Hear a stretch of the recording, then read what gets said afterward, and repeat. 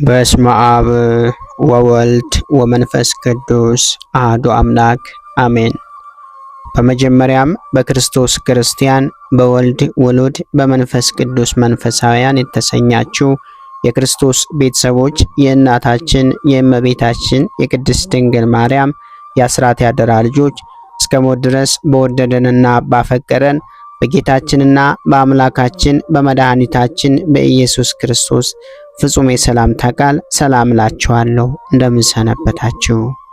አሜን። የጌታችንና የአምላካችን የመድኃኒታችን የኢየሱስ ክርስቶስ ስሙ ከአጽናፈ ዓለም እስከ አጽናፈ ዓለም ከፀሐይ መውጫ እስከ ፀሐይ መግቢያ ድረስ የከበረና የተመሰገነ ይሆነልን። እንዲሁም አትለየውምና እናቱ እናታችን እመቤታችን ቅድስት ድንግል ማርያም ስሟ የከበረና የተመሰገነ ይሆነልን። ቅዱሳን መላእክት፣ ቅዱሳን ጻድቃን፣ ቅዱሳን ሰማዕታት እግዚአብሔር ያከበራቸው ሁሉ እንደየክብራቸውና እንደየሞገሳቸው የተመሰገኑና የተከበሩ ይሆነልን። እንዲሁም የተወደዳችሁና የተከበራችሁ የሰንበት ሚዲያ የዩቲዩብ ቻናል ተከታታዮች ሁላችሁም በያላችሁበት የዓለም ክፍል የእግዚአብሔር አምላክ ሰላምና ፍቅር ከናንተ ጋር ይሁን።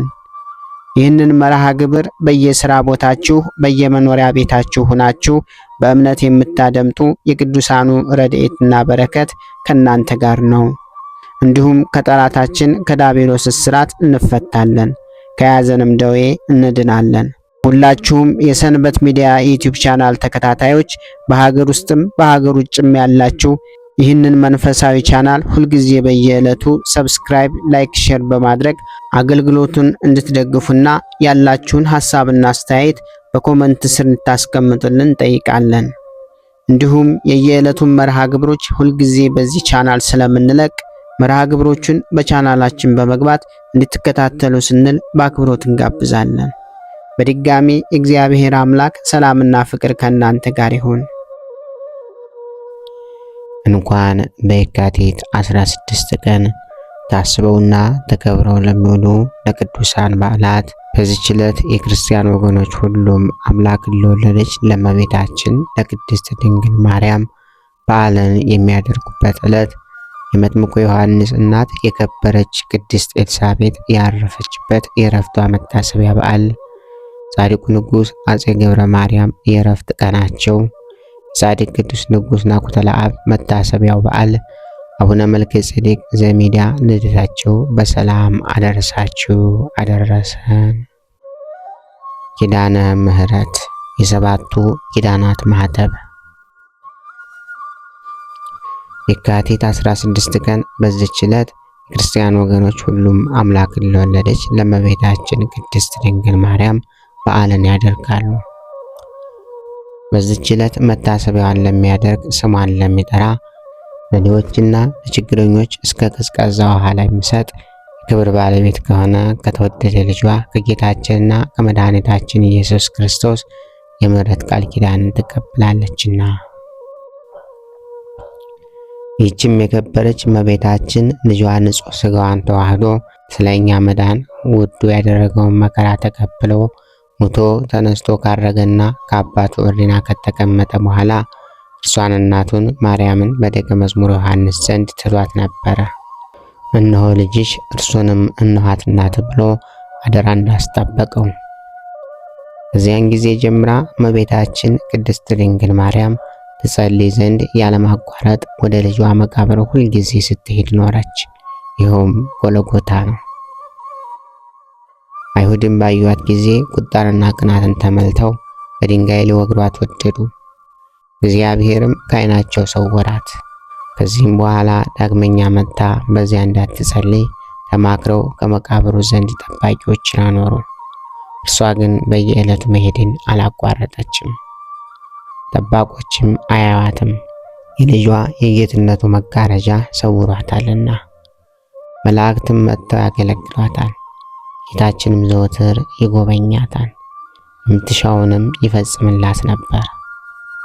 ከዚህ በኋላ መላእክት ወደ ሰማይ ያሳረጓትና የጻድቃንን ማደሪያዎች ያሳዩአት። አብርሃም፣ ይስሐቅ፣ ያዕቆብ ወዳሉበት አደረሷት። ከአዳም ጀምሮ እስከዚያ ዕለት ድረስ በአካለ ነፍስ ያሉ አባቶች ሁሉ አንቺን ከስጋችን ስጋን ከአጽማችን አጽምን ለፈጠረልን እግዚአብሔር ምስጋና ይሁን። የአምላክ ልጅ ከአንቺ ሰው በመሆን በአንቺ ድህነት አግኝተናልና ከጥፋትም የሕይወት ወደብ ሆነሻልና እያሉ ሰገዱላት። ከዚያም ወደ ተወደደ ልጇ የእሳት መጋረጃ ወደ ተተከለበት ወደ ጌትነቱ ዙፋን አደረሷት። ጌታችንም እጇን ይዞ ወደ ውስጥ መጋረጃ አስገብቶ ከጌትነቱ ዙፋን ላይ አውጥቶ ከእርሱ ጋር አስቀመጣት። ያዘጋጀላትንም ዓይን ያላየው ጆሮ ያልሰማው በሰው ልቦና ያልታሰበ ተድላ ደስታ ሁሉ ነገራት። ከጌትነቱ ዙፋን በታች የእስራኤል ንጉሥ አባቷ ዳዊትን የነቢያትንና የመላእክትን ማኅበር እንደ ግድግዳ ከበውት በመሰንቆ ሲያመሰግን አየችው። እንዲህም ይላል፣ ልጄ ሆይ ስሚ፣ በጆሮሽም አድምጪ፣ ወገንሽን የአባትሽንም ወገን እርሺ፣ ንጉሥ ደም ግባትሽን ወዷልና እርሱም ጌታሽ ነውና ይላል። ዳግመኛም የስቃይን ቦታ ያሳዩአት ዘንድ መላእክት ከዚያ ወሰዷት። ለሰይጣንና ለሰራዊቱ በእርሱ ጎዳና ለሚጓዙ ሁሉ ወደ ተዘጋጀ ወደ ጨለማው ዳርቻ አደረሷት።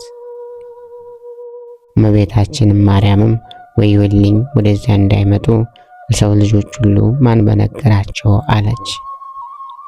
መልአኩም እመቤቴ ብሩክት ማርያም ሆይ እግዚአብሔር ካንቺ ጋር ይኖራልና ላንቺም ካንቺ በኋላ በቃል ኪዳንሽ ለሚታመኑ አትፍሪ አላት።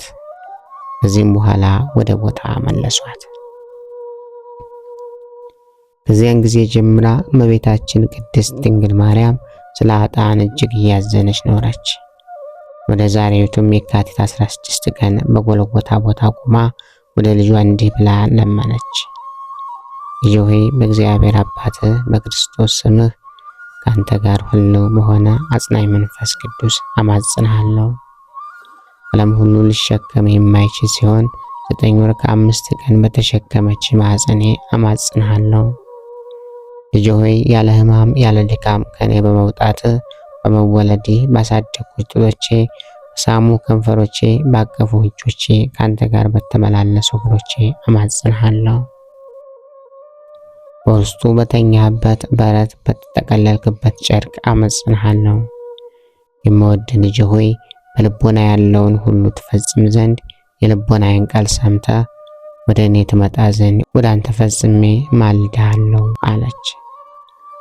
የብርሃን እናቱ እመቤታችን ቅድስት ድንግል ማርያም እንዲህ ብላ በጸለየች ጊዜ እነሆ ጌታችን መድኃኒታችን ኢየሱስ ክርስቶስ ወረደ።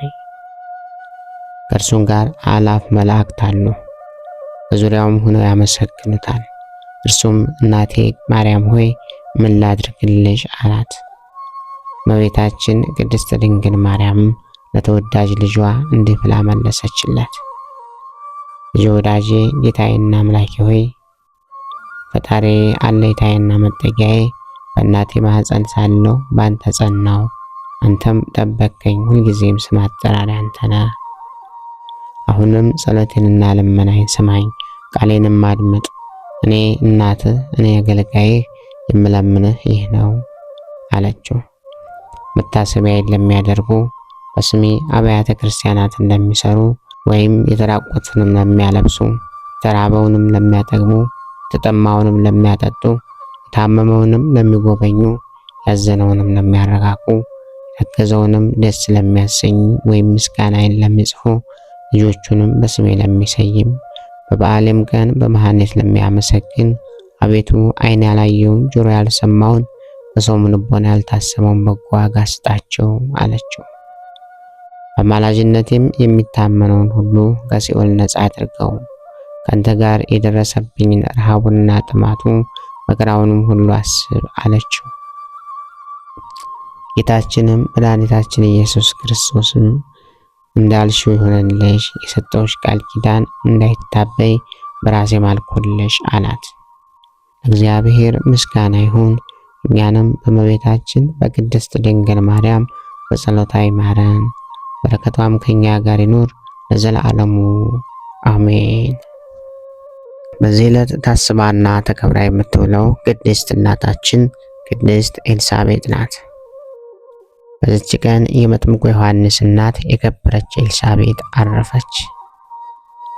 ይህች ቅድስት ከኢየሩሳሌም የሆነች የእናቷ ስም ሶፊያ ነው።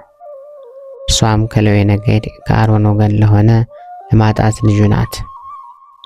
በዝምድና አምላክን ለወለደች ለእመቤታችን ለቅድስት ድንግል ማርያም የእናቷ እህት ልጅ ናት።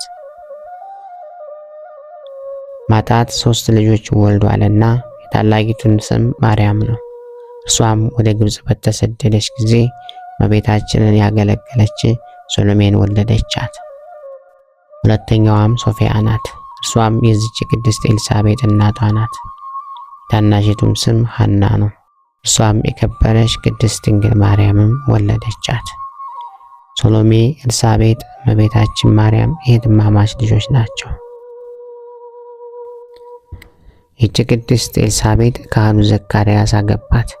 የከበረ ወንጌልም ስለ እርሳቸው ተናግሯልና እነርሱ ሁለቱም ያለ ነውር ያለ ነቀፋ በእግዚአብሔር ፊት ጸንተው የሚኖሩ እውነተኞች ደጎች ሆኑ።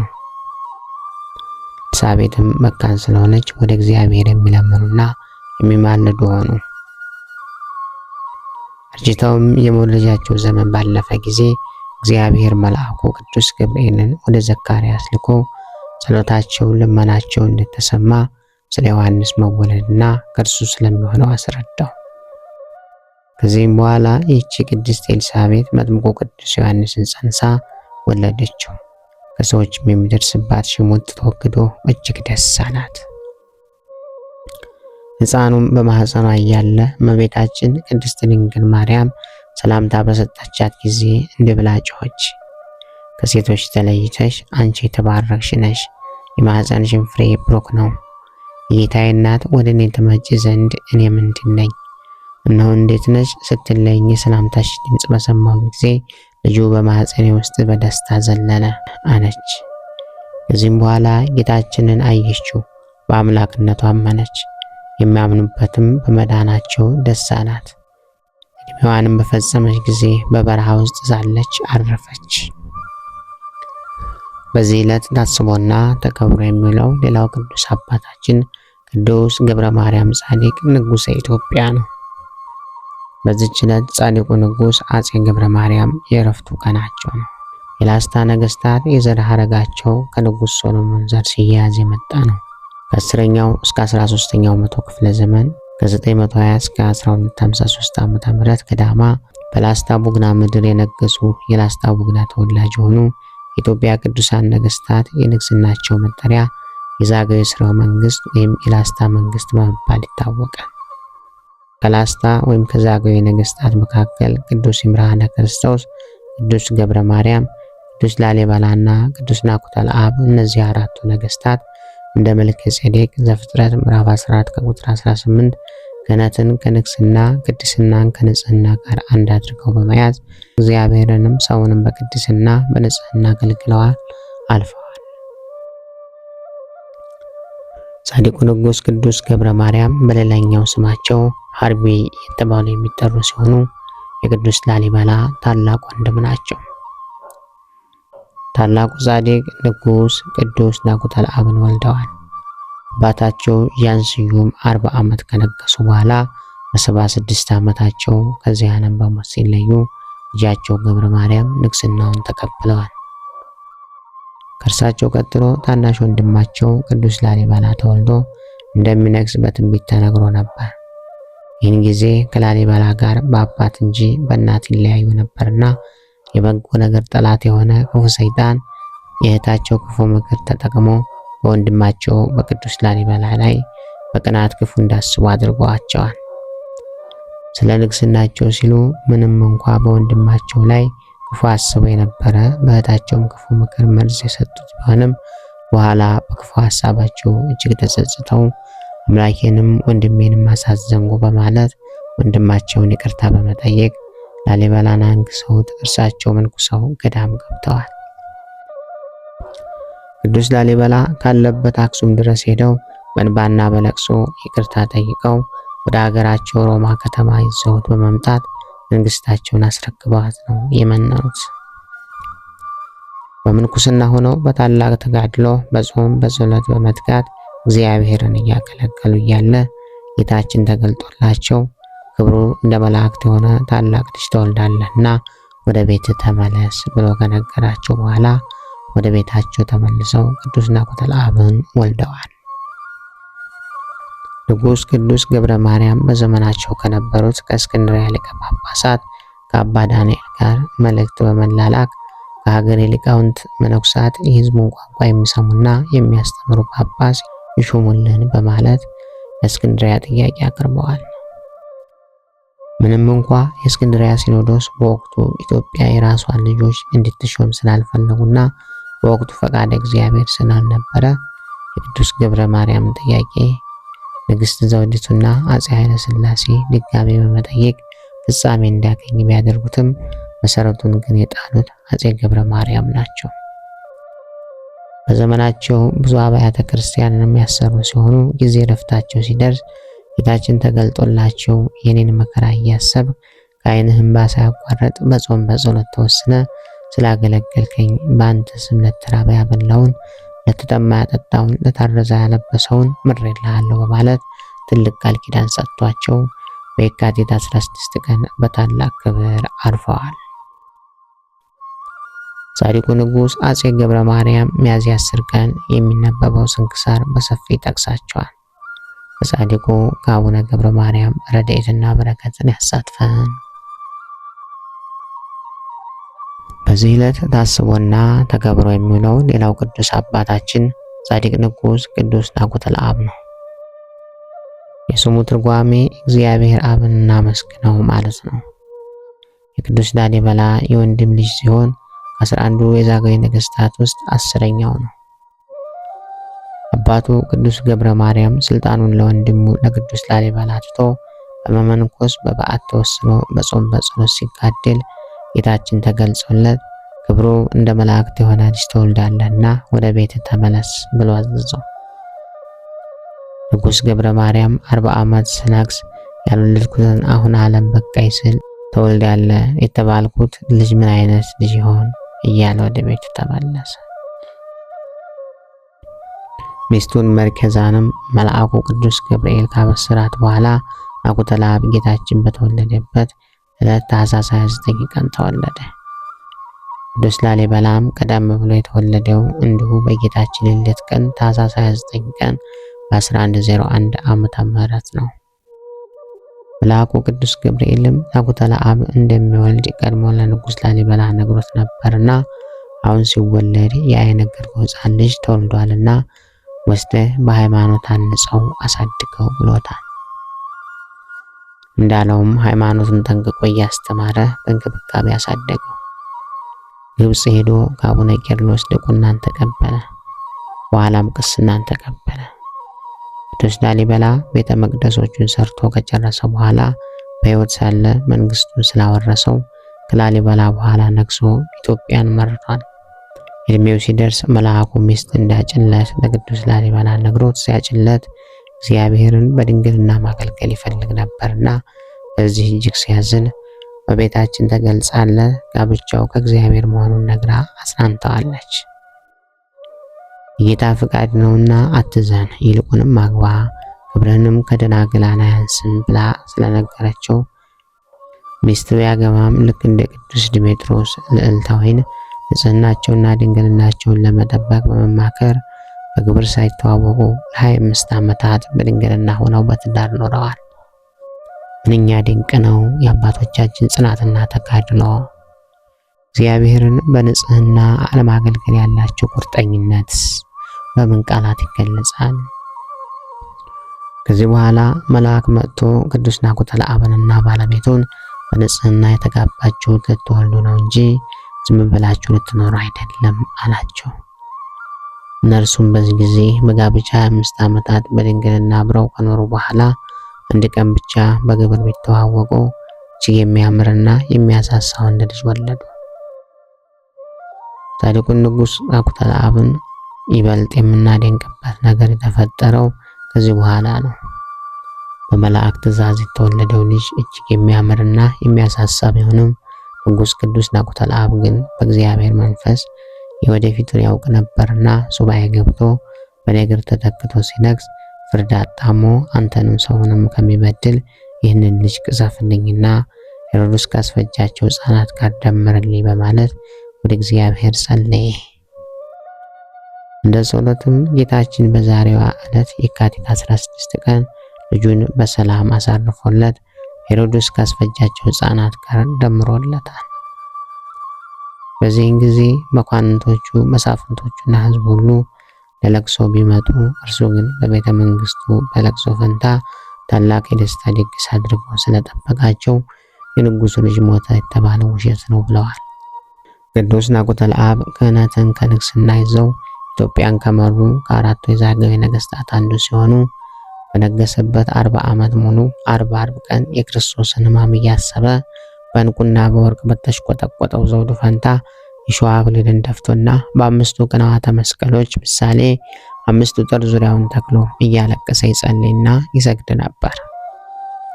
በፍርድም በተቀመጠ ጊዜ ከንግስና ልብሱ ውስጥ በስውር ማቅ ለብሶና ሰውነቱንም በሰንሰለት አስሮ ከላይ ግን በክብር ልብሱ ተሸፍኖና በወርቅ ወንበር ተቀምጦ ይፈርድ ነበር። ፍርድ ሲሰጥም ሁሉንም በመንፈስ ቅዱስ እያወቀ ነበር። ይህ ጻድቅና ቅዱስ ንጉስ በዘመኑ ግብጾች ግብር አንሰጥም ብለው ስላመጹበት የአባይን ወንዞች በጸሎት ወደ ሌላ ቦታ እንዲፈሱ ስላደረጋቸው ግብጾች ከበፊቱ ጨምረው ግብራቸውን አምጥተው ሰጥተው ግዝቱንም አንስቶላቸዋል። በዚህ ዕለት ታስቦና ተከብሮ የሚለው ሌላው ቅዱስ አባታችን ጻድቁ አቡነ መልከ ጼዴቅ ነው። ዳግመኛ በዚህች ዕለት ጻድቁ አቡነ መልከ ጼዴቅ ዘሚዳ ልደታቸው ነው። አቡነ መልከ ጼዴቅ በ13ኛው መቶ ክፍለ ዘመን መጨረሻ በንጉሥ አጼ በዕደ ማርያም ዘመነ መንግስት የነበሩ የደጃቸው የተከበረውን ሰው አፈር የማያስበሉ እጅግ ድንቅ ቃል ኪዳን ያላቸው ታላቅ አባት ናቸው። የአምላካቸውን የክርስቶስን መከራ ለማሰብ ዳመ ቆሮንቶስን የመሰለ ዋሻ ቆፍረውና እዚያ ገብተው ቀንና ሌሊት ዘግተው በረዳይ ፀሐይ ለሙቅ ጨለማ ብርሃን ላይ ሳይሉ በጸሎት ብቻ ዘግተው በመኖር ራሳቸውን በጭንካር እያቆሰሉና ጭንቅላታቸውን እያተሉ ትሉን ለሰማይ አዋፍ ይመገቡ ነበር። እግዚአብሔር ወልድ የተገረፈውን ግርፋት እያሰቡ በየቀኑ እስከ 3000 ድረስ ይሰግዱ ነበር። ሰውነታቸውንም እንዲሁ ይገርፉ እንደነበር መጽሐፈ ገድላቸው ይናገራል። ክርስቶስን መቸንከር እያሰቡ እጅና እግራቸውን ወገብና ደረታቸውን በብረት ቸንክረው መከራውን እያሰቡ ነበር። ጎኑ በጦር መወጋቱን አስበው አጥንታቸው እስኪሰበር ድረስ ጎናቸው ወጉ። ሐሞትና ከርቤ መጠጣቱን አስበው እርሳቸውም መራራ ይጠጡና እንክርዳድን ይመገቡ ነበር። ሞቱን አስበው ደም እንባን እያነቡ ነበር። በእንደዚህ አይነት ተጋድሎ የክርስቶስን መከራ እያሰቡ ነቢያት፣ ሐዋርያት፣ ሰማዕታት፣ ደናግል፣ መነኩሳትን መስለው ሁሉን እያከናወኑ እያለ የወዳጆቹን መከራ የማይዘነጋ የሰውን የድካም ዋጋ ፈጽሞ የማያስቀር አምላክ ሰራዊተ መላእክትን አስከትሎ መጥቶ መገረፍህን ስለኔ መገረፍ ይሆንልህ፣ የደም መፍሰስ ስለኔ ደም መፍሰስ ይሆንልህ፣ መቸንከርህንም ስለኔ መቸንከር ይሆንልህ፣ ሞትህም ስለኔ ሞት ይሆንልህ ብሎ የሚከተለውን ቃል ኪዳን ሰጥቷቸው ከዚህ ቦታ መጥቶ የሚሳለመውን እምርልሃለሁ። ነፍሱ በአንተ ቃል ኪዳን የማይማር በአንተ ቦታ ለመሳለምም ንስሐ ለመግባትም ሆነ አላቀርበብህም።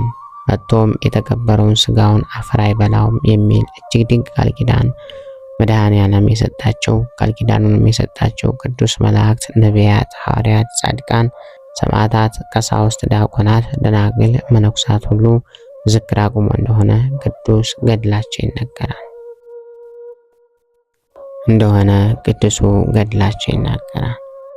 ይህ ድንቅ ቃል ኪዳን ዛሬም በገሃድ እየታየ ነው።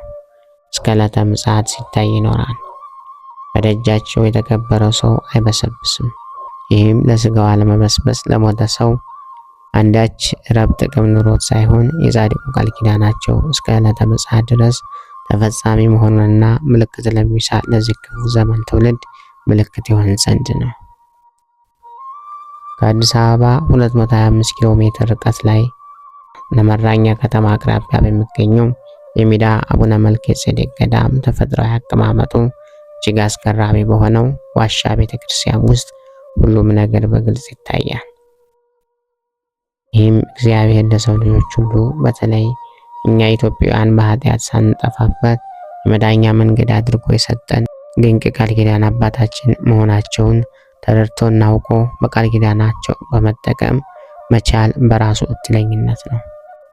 አቡነ መልከጼዴቅ ጌታችን እድሜያቸው ረጅም መሆኑን በምሳሌ እያሳየ ሲነግራቸው በዚህ ዓለም መኖር ጥቅሙ ምንድን ነው? ወደ እረፍት ውሰደኝ እንጂ ብለው ሞታቸውን የለመኑ ቅዱስ ጻድቅ አባት ናቸው። ለእግዚአብሔር ምስጋና ይሁን። እኛንም በከበሩ ቅዱሳን ጸሎት ይማረን፣ በረከታቸውም ከኛ ጋር ትኖር ለዘላለሙ አሜን። ጌታ ሆይ ከብልጽግናቸው ብዛት የተነሳ ብዙ መባን ካገቡት ይልቅ የድሃይቱን አነስተኛ መባ እንደተቀበልክ ለሁል ጊዜ የሚያገለግሉህን አላፍ መላእክት እያሳሰብኩ በችግሬ ጊዜ የማቀርብልህን ምስጋና ተቀበል። እናንተም ቅዱሳን ነቢያት፣ የወንጌል ሰባኪያን ሐዋርያት፣ ሰማዕታትና ጻድቃን፣ ትጉሃን መላእክት፣ ፍጹማን ደናግል እንዲሁም ደጋጎች መነኩሳት ወይ ልጅ አዋቂ ሳይለይ የምንሰበሰብበትን የጉባኤ ቦታ ባርኮ ይህንን መጽሐፍት አዘጋጅቶ ብራና ዳምጦ የጻፈውና ያጻፈውን ከግዕዝ ወደ አማርኛ የተረጎመውን ቃለ ንባቡን በእርጋታ መንፈስና በተመስጦ ሕሊና ያዳመጠ በደለኛን ሁሉ የምታስምር የጌታ እናቱ በማርያም ጸሎት ኢየሱስ ክርስቶስ ሆይ በአንድነት ይማረን። ኢየሱስ ክርስቶስ ሆይ በአንድነት ይማረን። ኢየሱስ ክርስቶስ ሆይ በአንድነት ይማረን። ክብር ምስጋና ይሁን አንድ አምላክ ለሚሆን ለአብ ለወልድ ለመንፈስ ቅዱስ ስም እስከ ዘላለሙ አሜን። ወስብሐት ለእግዚአብሔር ወለወላዲቱ ድንግል ወለመስቀሉ ክቡር። ይቆየን።